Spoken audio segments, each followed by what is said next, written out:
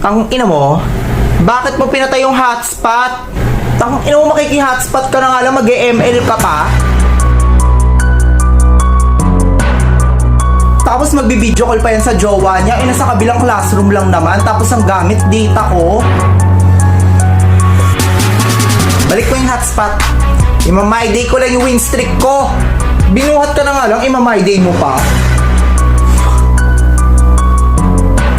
Pa-expired na yung load niya, ayaw pa niya pag-gamit. Paano niyo pa nalamang pa-expired na yung load niya? 5 days lang naman yung 90 pesos na promo, di ba? 5 days na ako nakakonect sa kanya, kaya alam ko. Ina mo, pag uwi ko, iba-block talaga kita. Ay, kahit ngayon mo na ako i-block. Wala ka akong load, paano ko ito mabablock, bobo?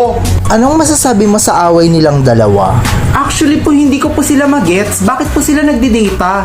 Hindi ba sila napasahan sa GC namin ng password ng wifi ng faculty? Panakaw kasi namin ginagamit yun eh.